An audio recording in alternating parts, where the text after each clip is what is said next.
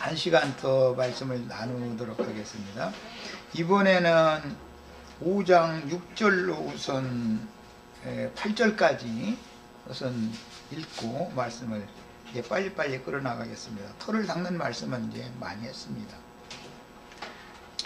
셋은 105세에 에노스를 낳았고 에노스를 낳은 후 807년을 지내며 자녀들을 낳았으며 그는 912세를 살고 죽었더라 했는데, 창세기 5장에서 앞부분에서 이미 이제 말씀드린 것처럼 몇 세에 누구를 낳고 몇 년 동안 자녀를 낳다가 몇 세에 죽었다, 이 얘기를 한 것은 영적으로 적용을 해서 하자면은 성령으로 거듭난 이후에 이 생을 사는 동안 그 사람이 주의 말씀을 증거하고 전파를 해서 사람들을 얼만큼 얻어서 하나님 것으로 드리고, 그 다음에 그 생애를 마치는 동안 즉 이제 겉사람이 후패되어지고 낡아지고 소멸, 죄의 육신이 멸해지는 동안 영은 날로 새로워져서 강건케 되어져 가지고 그 든 다음에나 이제 130세라는 건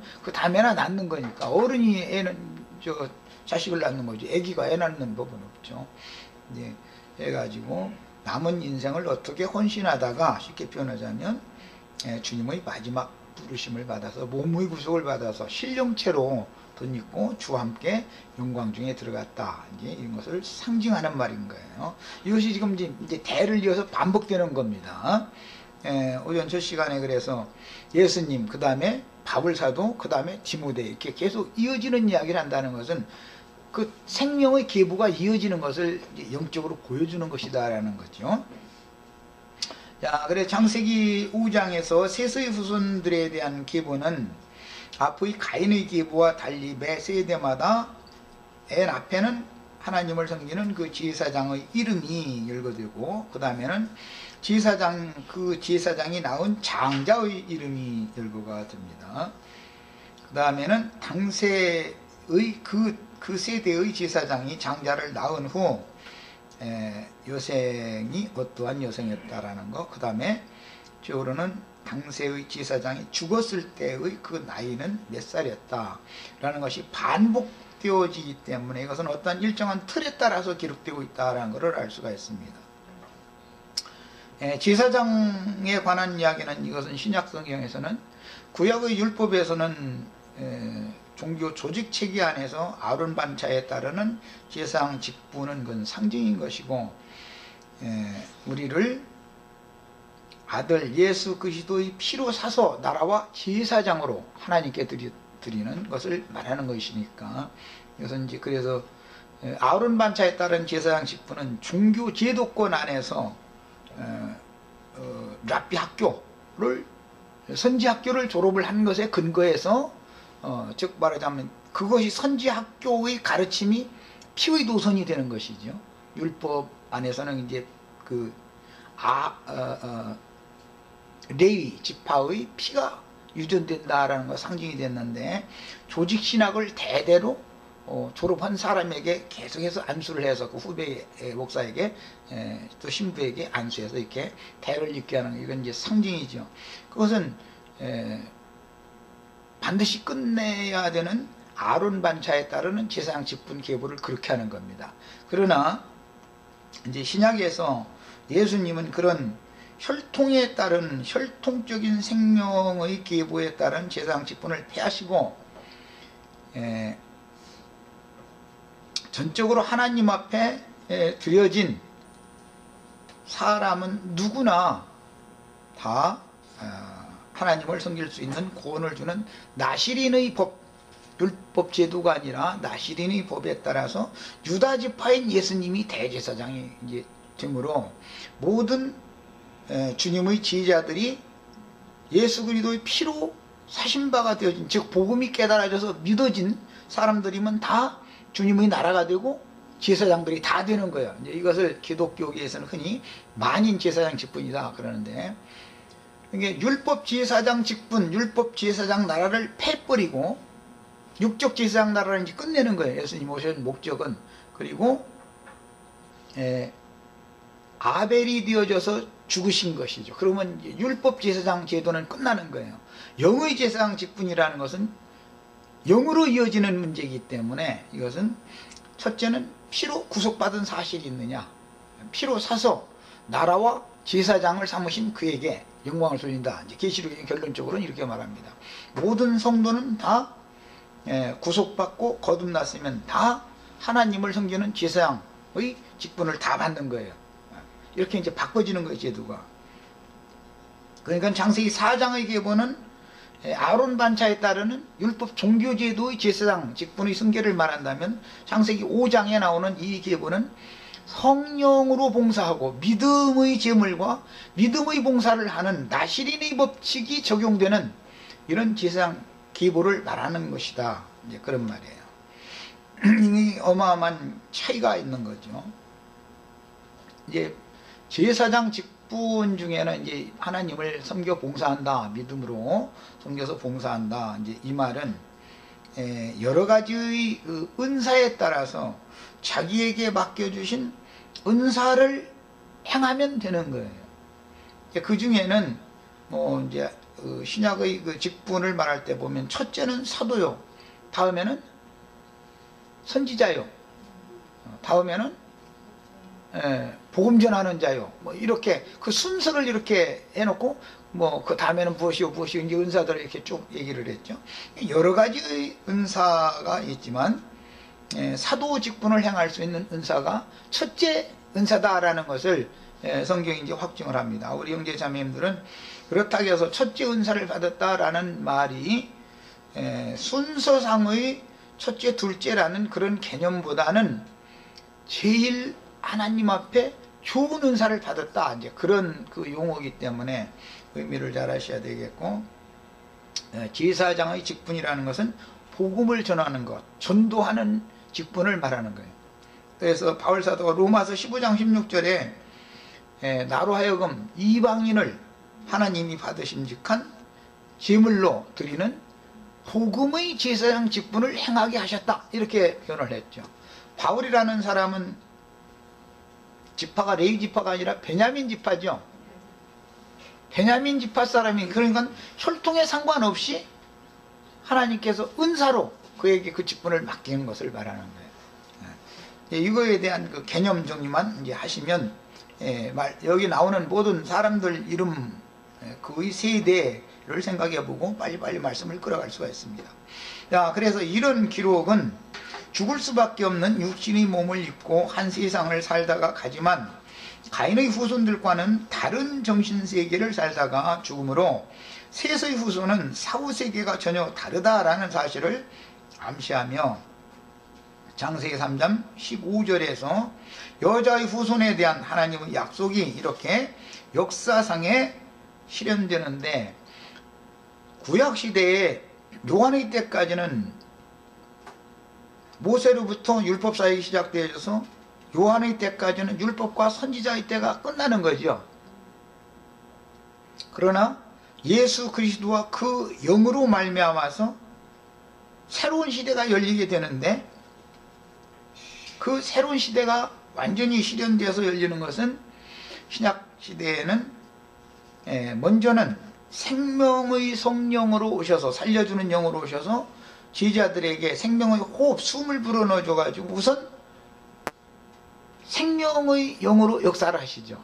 그 다음에 40일 동안 같이 있다가 그 다음에 이제 하나님의 영광에 먼저 앞서서 가시고 그 다음에 10일 있다가 능력의 영으로 다시 덧입혀 주러 오셨을 때 오순절이라고 그러는데, 오순절 때 드디어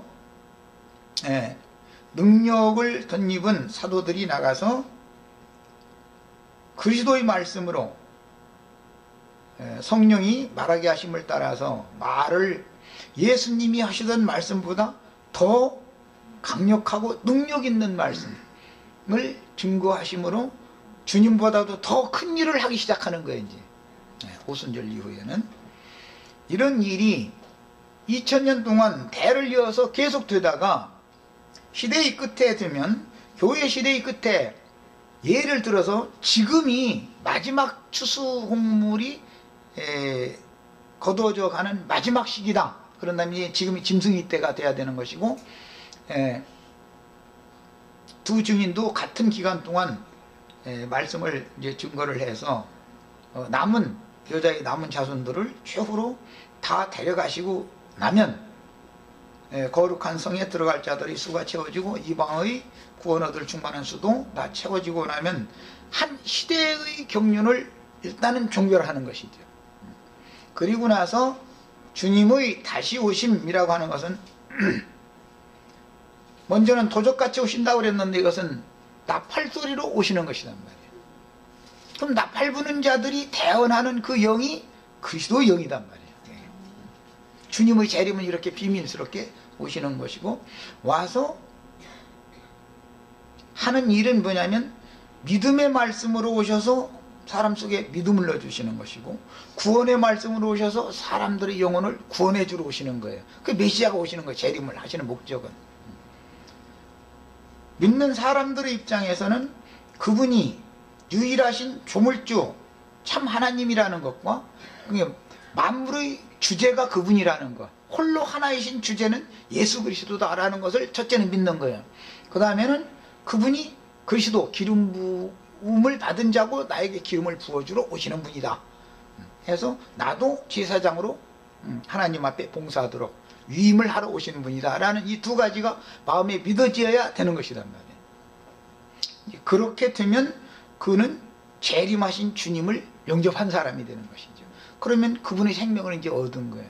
그분의 생명을 얻은 후에도 계속해서 그 진리와 생명의 영을 더하시고 믿음을 더하시는 말씀으로 계속 더해줘서 완전한 신령한 지혜와 지식에까지 이르는 새 사람을 만들어 가지고 그 복음을 들은 사람들의 몸의 구속을 통해서 영세의 하나님의 세계로 그를 데려가셔서 자꾸 수를 채워가는 거예요. 이 일을 신약시대에는 처음에는 유대인들을 보내셔가지고 유대인들 중에서 택한 자들을 보내셔가지고 그 일을 했다가 나중에는 이방인과 유대인의 피가 서로 섞인 사람들을 보냈다가 나중에는 완전한 이방인들을 보내는 거죠. 그것도 3단계로 합니다. 처음에는 완전한 유대인들을 먼저 보내시죠. 그 다음에는 유대인과 이방인의 피가 섞인 사람들, 바울이나 바울은 온전한 유대인이었지만 신라나 이런 사람들은 한쪽만 유대인이잖아요. 그러니까 데려다가 유대인들의 오해를 얻게 하려고 한쪽은 유대인이니까 할례를 이렇게 행하는 이제 이런 것도 하고 이렇게 했는데, 그 다음에는 완전히 이방인들이 복음을 전하는 거잖아. 그 다음에는 유대인의 혈통이 섞이지 않은 사람들인데도 그 시대가 이제 바꿔지는 것처럼 이제 오는 새 시대에도 새 시대를 위한 이제 그 마지막 증인들이라는 건 영원한 복음을 전파하고 하나님의 종들이 이마에 인치는 자들이다 그랬는데, 그 사람들은 엘리야의 영으로 요한이 먼저 예수의 앞에 와서 사람들을 회개시켜서 예수께로 중매를 했던 것처럼 똑같은 일을 재림의 주님께로 중매를 하는 사람들이 먼저 보냄을 받는데, 이 사람들은 완전한 이방인들로부터 이제 반대로 시작하는 거예요. 왜?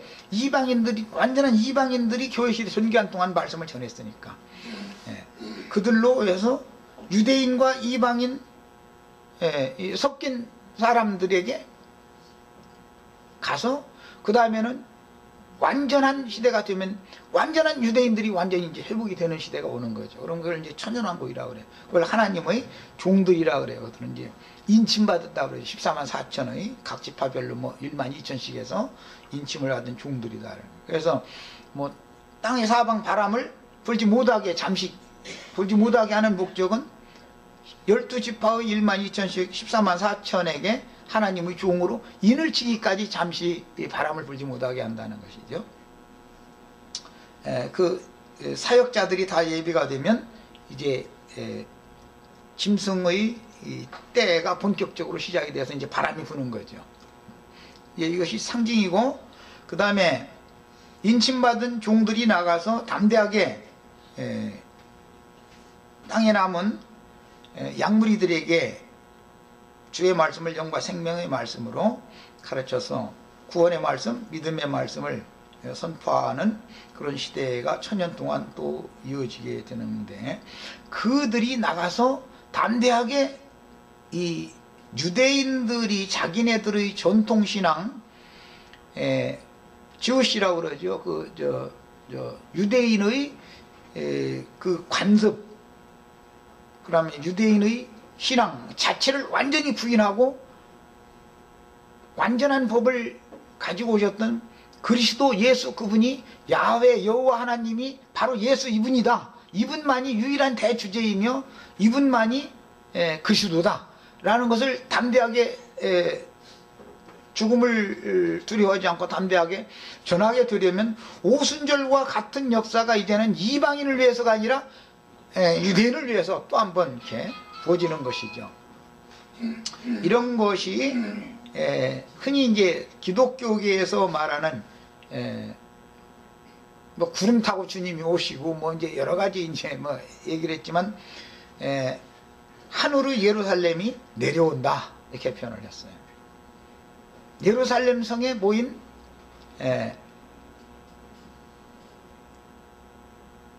오순절 때 모인 사람들은 만국 사람들이 다 모였다고, 천하 만국에서 우리가 다 모였다 이랬잖아요. 이제 예수님도 마태복음 25장에서 재림 때의 예언을 다시 말씀하실 때 천하 만국을 다 천사들과 함께 내려와서 보좌들에 앉은 그분 앞에 만국을 다 모아가지고 오른편 양 왼편 염소를 분별하게 한다 이렇게 했는데, 오순절 때 모였던 사람들이 예수님께 인침을 받았던 사도들이 말씀을 전하니까 어떤 무리는 형제들아 그리하면 우리가 어떻게 해야 구원을 얻을 수 있겠느냐고 얘기하고 돌이킨 무리가 나오고, 어떤 자들은 대낮부터 술 취했다고 비방하는 무리가 나오고, 이게 딱 갈라지죠. 양과 염소가. 이 일이 교회 시대의 끝 다음에 천년왕국으로 들어갈 때도 동일하게 또 일어난다 이제 이 말이야. 그것이 주님의 공개적인 흔히 말하는 공개 재림이란 말이에요. 이것이. 지금은 나팔소리가 비밀스럽게 들을 자에게만 나팔소리가 들리는 것이죠. 그때는 어떤 막 대대적인 어떤 영의 역사가 있는 것이죠. 예. 그리고 나서 천년이 찬 후에도 사랑하시는 하나님의 백성들과 사랑하시는 성을 천년 동안 무저갱에 갇혔던 마귀가 잠시 풀려나니까 자기 그 마귀 사자들을 대동해 가지고 다 미혹하고 시험에 떨어지게 만들더라는 거예요.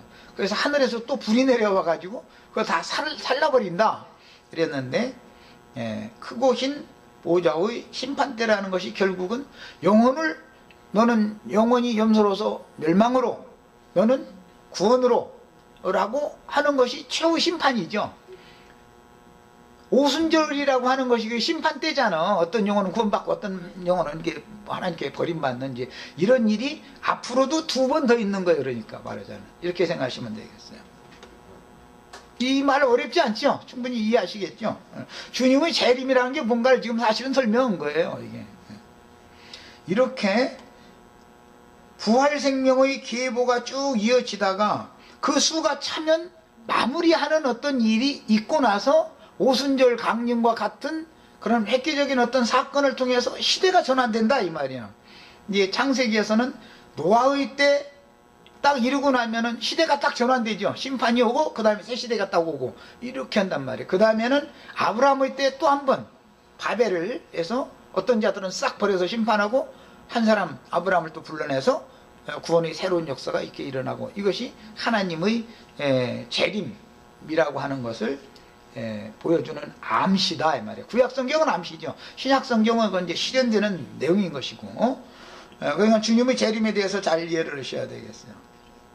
뭐 표현이 아주 주님의 다시 오심에 대한 표현이 하도 많으니까, 뭐 구름 타고 온다, 뭐 예루살렘 성에 내려온다, 뭐 나팔소리로 온다, 도적같이 온다, 내가 속히 온다, 뭐 주와 함께 나타나리라, 인자에 나타나는 날에는 뭐 노아의 때와 같고 롯의 때와 같고 막 그냥 주님의 재림에 관한 말씀이 하도 여러 다양하게 표현이 되기 때문에 이런 의미를 정확하게 우리가 알고 신앙생활을 해야 되는 것이죠.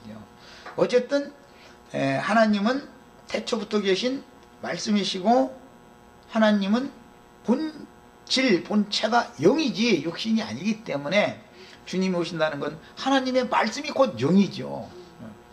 말씀이 오는 것이고 어떠한 영을 누구는 받고 어떠한 영을 누구는 받아들이지 않는다, 이제 이 말이죠. 받아들이지 않으면 심판이고 받아들이면 구원인 거예요. 믿으면 구원이고 믿지 않으면 심판인 거니까 그런 거예요. 그런 것이지 무슨 3차 대전이 일어나냐 마냐 자꾸 이런 쪽에 그냥 관심을 갖고 물질적인 공중 구름에서 막 예수님 나팔 불어가면서 오냐 마냐 막 이런 식으로 이게 세뇌당한 사람들한테는 지금 우리가 증거하고자 하는 이 부활이요 생명이신 주님이 어떤 방법으로 죽은 자들에게 임해서 살려놓을까? 이게 이제 하나님의 목적인 건데, 구원하러 오시는 거잖아요. 주님 오시는 목적은 죄인들을, 죽은 자들을 살리러 오는 건데, 이게 너무 설명하기가 어려운 거예요. 오늘날로 말하자면 나처럼 이렇게 이 부활 생명에 관한 말씀을 나처럼 이렇게 증거를 하면은 기독교인들이 와서는 이것은 너무 좀 황당한 말을 한다 이렇게 생각하겠죠, 당연히. 그러니까 내가 보기에는 그들이 믿는 그 신앙이라는 게 내가 보기에는 너무 황당한 소리를 하고 앉았는 건데, 심지어는 내가 나를 가르쳤던 스승님이었던 그분도 자기는 마지막 사도라서 죽음을 보지 않고 아주 휴거될 거라고 아주 자신있게 아주 이랬는데, 나는 그 양반 반드시 돌아가실 거니까 보라고 말이야. 그리고 이제 난 배척받고 나왔는데 나와서 한 10년 지나다 보니까 돌아가셨다고. 이게 얼마만큼 사람들이 뭔가의 잘못된 어떤 그 신앙을 세뇌당하고 보면 저 사람이 하는 말이 이해가 안 되면은 사람도 그래도 그렇게 바보는 아니던데, 평상시에 말하고 하는 행동 보면 말이요, 그게 멍청하지는 않던데 이상한 소리를 했을 때 좀 자세히 좀 알아보자 이래야 되는데, 그게 신사적인 그리스도인이거든. 그러면서 성경에 그러한가 말이에요. 네가 하는 얘기를 성경 창조를 대가면서 나한테 설득력이 설명해다고 이렇게 해야 맞는 것이거든. 그러면 자세히 풀어 설명해 줄 수가 있죠, 그렇게 나오는 사람한테는. 그런데 이거는 완전히 말이요, 마지막 사도를 배척한 놈이라 쫓아내야 된다 해가지고 말이요, 이런 식이 되면은 그 사람들의 구원은 거기까지인 거예요. 그들이 속에 빛이 임한 만큼 이게 구원이니까. 자, 그 다음에 이런 기록은 죽을 수밖에 없는 육신의 몸을 입고 한 세상을 살다가 가지만 가인의 후손들과는 다른 정신세계를 살다가 죽으므로 셋의 후손은 사후세계가 전혀 다르다. 이제 에녹과 이제 엘리야 이제 또 얘기 나오면, 이제 둘 중에 이거 얘기 나오면 이것도 또 머리 아파. 이거 다 설명을 하면 아주 에녹은 죽음을 보지 않고 하나님이 옮기셨다고 말이야. 이렇게 나오면 우리는 이미 옮겨졌죠. 그리스도 함께 이미 하늘로 옮겨졌죠. 이래야 이 육신의 장막을 벗을 때 이미 옮겨진 상태가 계속 간다 이 말인 것이지, 육신의 몸을 입고 무슨 에녹이 어디로 옮겨져, 어디 천당 어디로 옮겨졌다고 이래서 하고 이러면 정신없어 아주. 이 사람들 만나면 거기다 대고 또 엘리야가 그냥 불말과 불병거 타고 이렇게 회리바람에 해서 뿅 하고 올라갔다는 거예요. 이러고 나오면 참, 야, 이 사람들 설득시키는 게 어렵죠. 제일 뜨거운 꼴 당하는 것이 짐승들에게 박해당하고 이 육신이 죽임당하는 것보다 더 뜨거운 불 통과하는 것은 없죠. 말은 육체요 했으니까 내 육체가 지금 불사람 당한다 이 말이잖아. 이게 말 타고 간다 그런 게 말이 불말이 어디가 이 세상에, 불말이 불에 휩싸여서 말이 올라간다 이 말인데, 말은 육체다 이랬으니까 내 육체가 사탄이 불을 내려오게 해가지고 두 증인들 살은다고 있잖아. 그렇게 당해가지고 육신으로는 그렇게 순교당해서 주님 품에 데려가는 거 일러서 불말 타고 갔다 해리바람 타고 갔다 어쩌고 모르지. 나도 해리바람 오늘 저녁에 불어가지고 수납시 와가지고 말이야, 하나님 바람을 아직은 좀 잠시 기다려. 아직 내 종들한테 인치해야 되니까 우리 우리 저기 김자매한테 경호한테 다 인친을 하고 좀 너 할 일 남았어 그러니까 바람이 안 부는 거지. 너 할 일 끝났어 그러면 뭐 바람 불어버려. 그러면 뭐 이제 불만 타고 다도 회류바람 타고 가야지 뭐 별일도 있어. 이걸 예기치 않게 그런 일은 온다 이 말이잖아요. 이건 바보가 아니면 다 할 수 있는 얘기요 이게. 그런데도 그쪽 동네 사람들은 이거는 완전히 너무너무 깜깜한 얘기고 이상한 해석하는 사람이 나타난 거죠. 어차피 죽을 건데 어떻게 죽고 무엇을 위하여 죽어서 하나님께 영광이 될 건가 이게 중요한 것이지 무슨 자, 그 다음에 셋의 후손들에 의하여 뱀의 후손들인 가인의 길에 행하는 자들은 머리가 깨질 것이며 머리를 어떻게 깨요? 머리 뭐 망치 갖다 사람 머리 막 깨는 거예요? 어떻게 하는 거예요? 계시록에 보면은 철장 권세를 가지고서는 질그릇 깬다고 그랬죠? 거기는 머리 깬다고 한거 질그릇을 깬다고 그랬어. 질그릇이 무언 그릇이요? 흑사람 아담의 그 관념을 막 철장 권세로 때려 부신다 이 말인데 철장 권세가 뭐예요? 능력으로 옷 입은 사람들이 말씀 전파하는 것이 철장 권세죠. 우리 형제 자매님들은 나보다도 더 능력이 큰 일 다 하실 줄 난 믿고 있어요. 아주. 철장 막 휘둘러가지고 괜히 무슨 뭐 대인이 세상 나라 어떤 불쌍한 사람들 막 이렇게 때려잡는 건 그런 생각이나들 하고 있죠. 지금 들고 보면 철장 권세 가져가지고 막 그냥 한다고. 네. 그래서 난 그런 사람들 만나면 당신 질그릇이나 깨. 난 깨려고 하지 말고 난 그래버려. 철장 권세라는 것은 말씀의 능력과 권위를 맡은 그 사람의 입에서 나오는 말이 철장 권세잖아. 그 말로 이것이 100% 신앙에서는 최고다 말이 이게 재림이고 조금 이게 부활의 회감사 그런 관념을 싹 때려 부셔버리는 거잖아. 이 관념을 그런 것을 철장 권세로 질그릇을 막 깨는 것 같이 막 권세를 두 증인에게 맡겼다 그려놨더니 두 증인이 온데 철봉 가지고 다니면서 사람 때려 부신 적이 어디가 있어. 우리 형제 자매들도 다윗과 같이 이기는 자들이 되어져서 예수님이 나도 그런 권세를 가졌었다고 그랬는데 계시록에 그렇게 되어 있죠. 예수님이 무슨 데모할 때 그 철봉 가지고 다니면서 막 사람 때리고 이런 것이 그런 생각이 아니잖아. 주님의 입으로 나오는 강력한 진리의 말씀이 유대교 지도자들이 그렇게 유능하고 탁월한 사람들이 신앙 자기네들이 제일 좋다고 생각하고 있는 사람들이 그 관념을 막 다 때려 부셔버리는 거잖아. 그 뱀이 여자의 후손은 뱀의 머리를 깨는 거단 말이에요. 그래서 우선은 머리가 깨져야 돼. 육적인 이 천연적인 흑사람의 이 관념이 깨지지 않으면 이 처음 하늘과 처음 땅이 떠나가려면 이게 깨져야죠. 그럼 하늘이 두루마리가 말리듯이 말려서 떠나간다. 그럼 철장 권세를 얻어맞아가지고 이거 박살나면은 다 떠나가게 돼 있어. 그래야 새 하늘과 새 땅이 임하는 거지.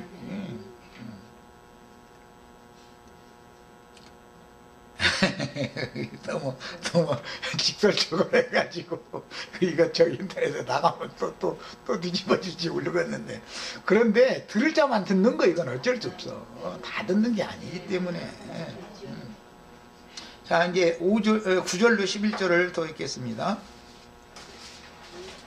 에노스는 90세에 게인안을 낳았고 게인안을 낳은 후 815년을 지내며 자녀들을 낳았으며 그는 905세를 살고 죽었더라. 몇 살에 나와서 몇 살에 죽기까지는 겉사람이 후패되어지고 속사람이 새로워져서 자기 구원을 이루는 과정이고 또 남에게 복음을 전해서 사람들을 옳은 대로 다 돌아오게 하는 하나님의 종으로 제사장으로 쓰임을 받다가 너 네 수고 많이 했다 그동안에 그래서 주의 품에 가서 쉬는 거지요. 자기 일을 마친 자들은 다 주의 품에 지금 현재 가서 쉬고 있지요. 우리도 우리 일 빨리 마치고 빨리 주의 품에 가서 쉬기를 그걸 사모셔야 돼.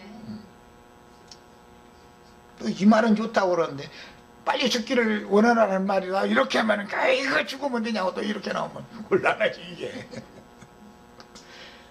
주님 앞에 영광이 되는 삶을 살다가 되도록이면 짧은 생일을 살다가 죽는 걸 사모하셔야 돼요. 에녹과 같이, 엘리야와 같이. 엘리야야 뭐 이제 다 살고 죽었지만 에녹은 정말 너무 어린아이 때 죽은 거죠, 말하자면.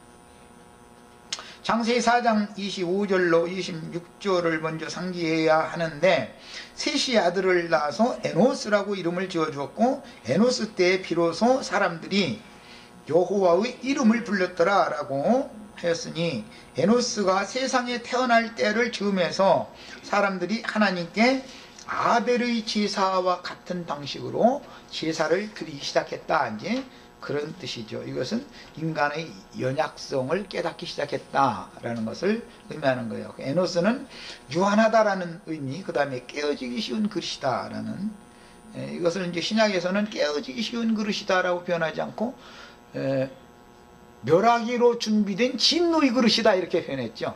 질그릇이라는 것은 진노의 그릇들이죠. 그러니까 철장 권세를 맡긴 사람들을 보내가지고 다 깨버리는 거예요. 그리고는 산돌, 보석돌 그릇으로 새로 짓는 얘기를 하는 거예요. 우리 형제 자매님들은 다 보배로운 산돌들로 새로 창조되어진 사람이 온전케 될 때까지 그 사람이 계속해서 힘을 받고 깨져서 흙으로 돌아가기까지 완전히 다 이렇게 깨져버리면 속 사람이 주 앞에 이제 영광 가운데 주와 함께 나타나게 되는 것이죠. 이제 보석집이 거룩한 성 예루살렘이잖아요. 이제 자기가 영원히 거할 거처를 자신이 건축하는 거예요, 알고 보면.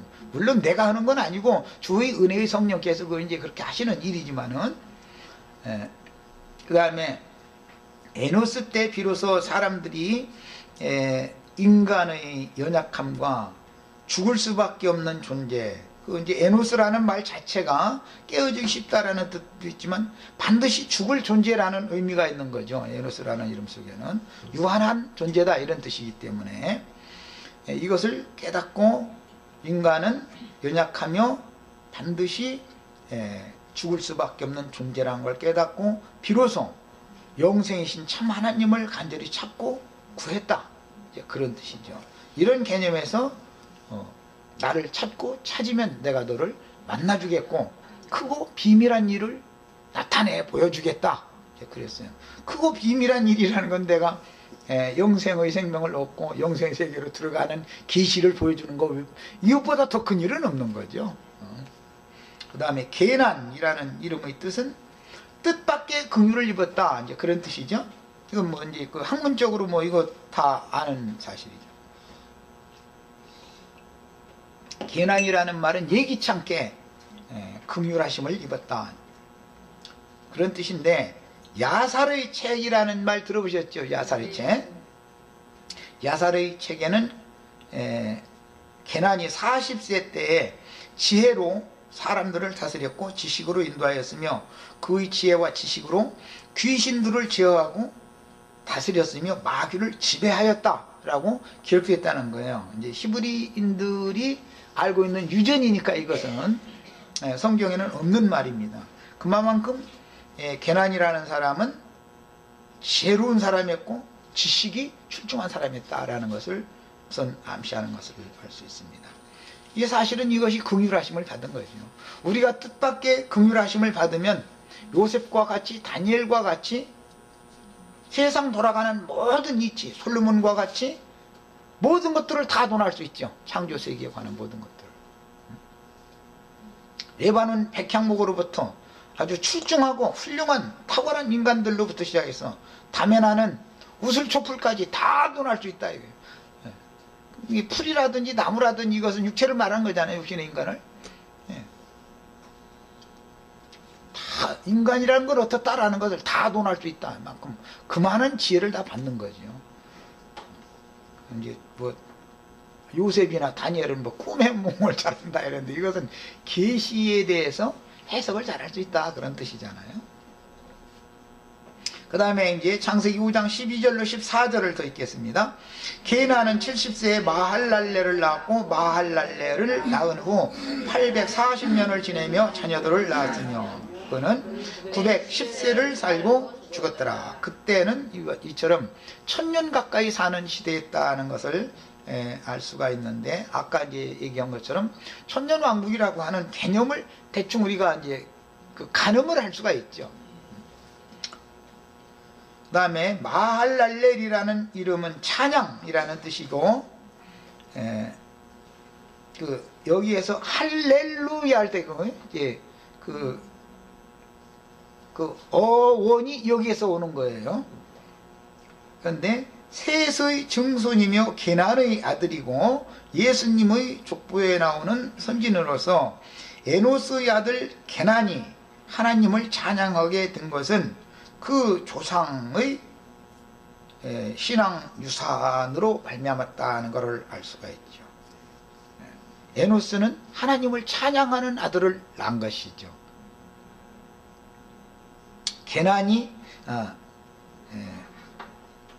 에노스는 뜻밖의 긍휼을 입은 아들을 낳고, 그 뜻밖의 긍휼을 입은 아들이었던 게난은 마할랄렐이란 하나님을 찬양하는 아들을 또 낳고, 이게 이제 어떤 그 대를 이면서 이름을 지어주는 것도 어떤 의미가 있는 것을 알 수가 있죠. 그 다음에는 이제 5장 15절로부터 17절을 읽겠습니다.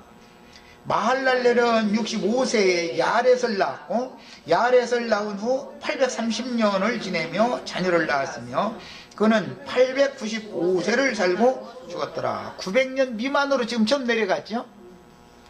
야렛이라는 이름의 어원은 야라드, 즉 데리고 함께 내려오다, 데리고 운반해오다, 내려놓다, 이런 의미에서 나온 단어이기 때문에 마할랄렐의 아들은, 이 찬양하는 자였던 마할랄렐의 아들은 함께 온다, 이제 그런 뜻이에요. 이것은 말씀이신 아버지께서 아들을 보냈다 그러지만 사실은 아버지는 따로 있고 예수만 혼자 오고 이게 아니죠. 예수님이 오시면 아버지의 말씀이 같이 오는 거죠. 성령이 오시면 예수님과 말씀이 같이 오는 거죠. 성령의 말씀이 곧 아버지고 그리스도단 말이야. 신셋이라는 말이 아니죠. 그래서 이제 이런 개념 때문에 이사야 9장 6절에 보면 때가 되면 너희를 위하여 한 아들을 주실 건데 그 아들은 전능하신 아버지, 영존하신 하나님이다 그랬어요. 아버지가 아들을 줬는데 그 아들이 곧 아버지고 영존하는 하나님이단 말이에요. 이것은 신의 세계에서나 통하는 얘기지, 인간의 존수로 하면 말이 안 맞는 소리죠. 원래 히브리인들의 그 족보에는 할아버지도 벤, 아버지도 벤, 아들도 벤, 손자도 벤, 다 벤이야. 그냥 5대손도 벤. 다만 누가 누구를 낳고 누가 누구를 낳고를 따져가지고 번역자들이 누구의 몇 대손 이렇게 말해주는 거지, 거긴 다 벤이에요 그냥 무조건. 우리나라 말처럼 뭐 고조할아버지, 증조할아버지, 뭐 할아버지, 아버지, 아들, 손자, 증손자, 고손자 이런 것이 없어. 거기는 히브리의 원에는. 왜? 어떠한 생명의 노선에 있으면 똑같이 본다 이 말이죠. 예수 그리스도의 영으로 우리가 하나님의 아들이 되어지면 똑같이 보는 거죠. 하나님은 예수님만이 아들이 아니라 우리도 아들이죠. 이제 하나님의 관점으로 우리도 보는 거예요. 다 벤이요. 그냥 다 벤.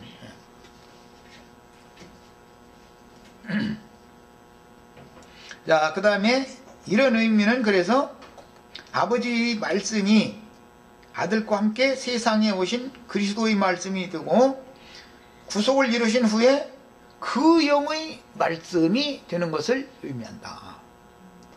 함께 온다 라는 말은 말씀이 오는 걸 말한다는 걸 내가 지금까지 계속 말씀드렸어요. 나팔소리와 함께 예수님이 온다, 그 말은 예수님이 말씀이죠. 살려주는 영이고 생명의 말씀이죠. 예수님이죠. 진리의 말씀 예수님이죠. 그 말씀이 무슨 재주로 올 거예요? 무슨 재주로? 재림을 어떻게 올 거예요? 그 영을 받은 제자들이 증거하는 나팔소리를 통해서 온다라는 말이 그래서 있는 거 아니에요? 말씀이 오는 목적은 예수, 그분이 조물주이시며 그분이 그리스도다라는 것이 믿어지게 하려고, 믿음의 말씀, 구원의 말씀을 사람 속에 넣어주러 오는 거죠. 사람 속에 그걸 넣어줘가지고 사람을 구원해서 온전한 구원, 하나님 자신의 형상이신 그리스도 형상과 모양으로 다 만들어 가지고 하나님의 나라로 데려가서 그 나라를 유업으로 주는 것이 하나님이 말씀이 재림하시는 목적이잖아요. 응? 예수님이 재림하시는 목적이 뭐야 이거지. 그러니까 기독교계가 지금 추구하고 있는 것과는 창세기 5장 이후에 이 족보 얘기 딱 들어가면 벌써 이건 이제 완전히 이게 서로가 안 맞는 얘기를 지금 하는 거예요. 그래서 이 족보, 예수님의 족보에 들어간다는 것이 얼마나 중요한가 그래서 알아야 된다는 거예요. 하나님의 나라를 유업으로, 기업으로 받으려면 이 족보 안에 들어가야 되는 것이거든.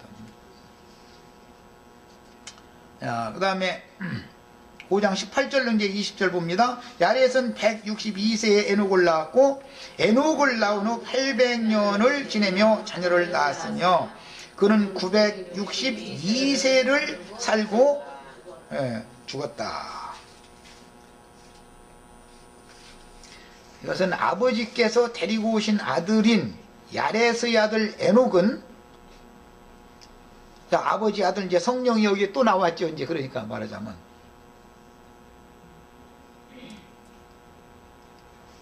에녹의 아들이 야렛이고 야렛의 아들이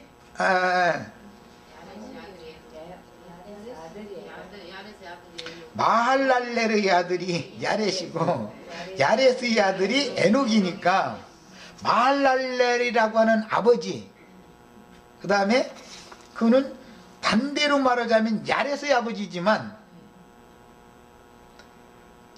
에녹으로 말하자면 할아버지죠. 마할랄렐이. 그러나 하나님이 볼 때는 벤이다 이가 여전히. 아버지께서 데리고 내려오신 아들인 야렛이라는 건 함께 데려오다, 뭐 내려놓다, 이제 이런 어떤 의미를 갖고 있는데,